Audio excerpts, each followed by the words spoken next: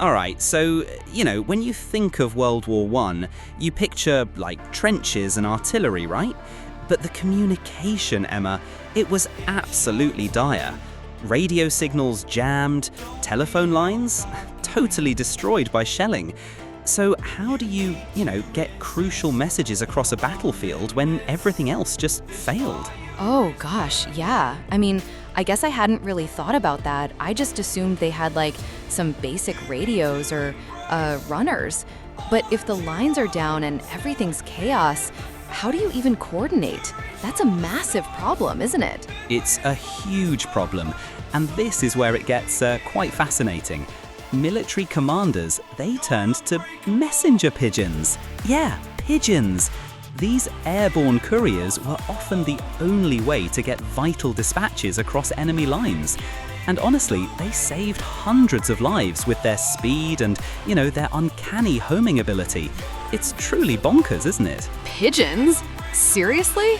Wow, I never would have guessed. So they were like the original text message service, but with feathers? That's wild to imagine, especially in that kind of intense, desperate situation.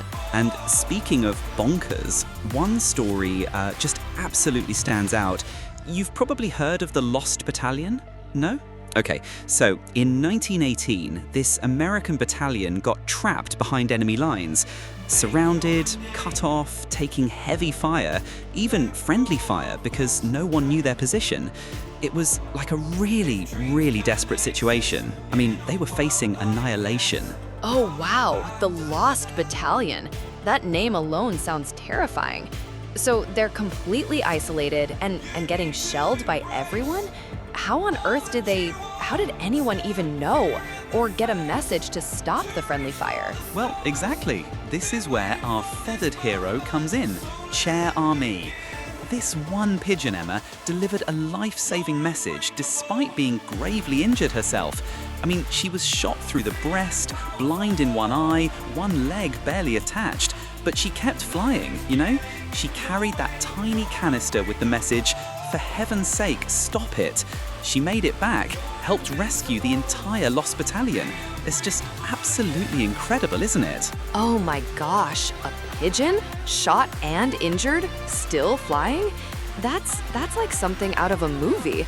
So Cher Ami basically saved hundreds of soldiers just by sheer determination. That's a phenomenal story, James. I'm actually a bit speechless. And Cher Ami's story is incredible, but she wasn't alone, Thousands of these winged messengers were used throughout the war.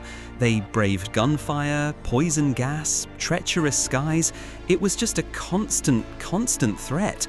But they kept delivering intelligence that really shaped battles and strategies.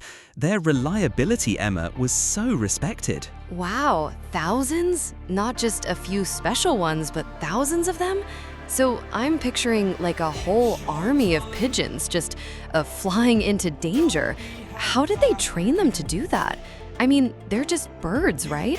How do you even know they're gonna go where you want them to go under fire? That's the thing, it's their homing instinct, right? You'd take them to the front line and they instinctively want to fly back to their loft, their home. So you attach the message, release them, and off they go. It's not like they're flying to a specific map coordinate, they're just heading home, and that's where the message is received. But the sheer number and consistent success rate, it just speaks volumes about their utility. Commanders truly relied on them. Oh, I see. So they're always trying to get home, and that's the ingenious bit. They're not targeting a specific enemy position. But even so, thousands of them, that's a lot of risk, And to trust something so crucial to a bird, it just shows how desperate those times must have been. Absolutely desperate. And because their reliability was so respected, they actually transported entire mobile pigeon lofts to the front lines. Can you imagine, these little portable homes for the pigeons, right there in the thick of it, ensuring communication even in the most desperate situations? They were a genuine critical part of the logistical chain. Mobile pigeon lofts? You're kidding me? So they weren't just like bringing a few birds in a cage. They were bringing their actual homes, like whole moving pigeon apartments to the war zone. That sounds like a massive undertaking. And it really shows the level of trust they had in these birds, doesn't it? Totally. It highlights how utterly crucial they were. I mean, setting up a static loft wasn't always practical when you're moving front lines. So having these mobile units meant that wherever the troops went, reliable communication could follow. It was an ingenious solution born out of sheer necessity. It's not just about the bird, it's about the whole, system supporting them, you know? Yeah, I get it. The thing is, well, it also makes you think about the people involved too. The pigeon handlers, the soldiers who had to protect these mobile lofts. It's just another layer of the hidden complexities of war that you never really consider. And all for these birds delivering messages. It's really quite something. Exactly. The dedication to these birds and the whole system around them, it was immense. And though, technology has obviously advanced massively since then, the pivotal role of these unsung heroes, it really remains a testament to human ingenuity and survival in the darkest of times. I mean, when everything else failed, the pigeons didn't. It really puts things into perspective, doesn't it? We just expect instant communication now, right? But back then, it was literally a bird with a note. And to think that the fate of an entire battalion could hinge on one tiny brave bird, that's just mind-boggling, James.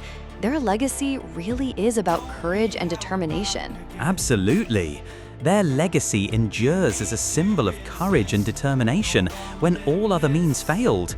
It's easy to overlook them in the grand scheme of history, but honestly, their impact was profound. They were, these humble creatures, but they stepped up, or flew up, should I say, in a way that truly shaped history. A proper wartime marvel. A wartime marvel indeed. I mean, I'm definitely going to look at pigeons a little differently now. This has been truly eye-opening, James. Thank you for sharing such a fascinating and really heroic piece of history that I honestly knew nothing about.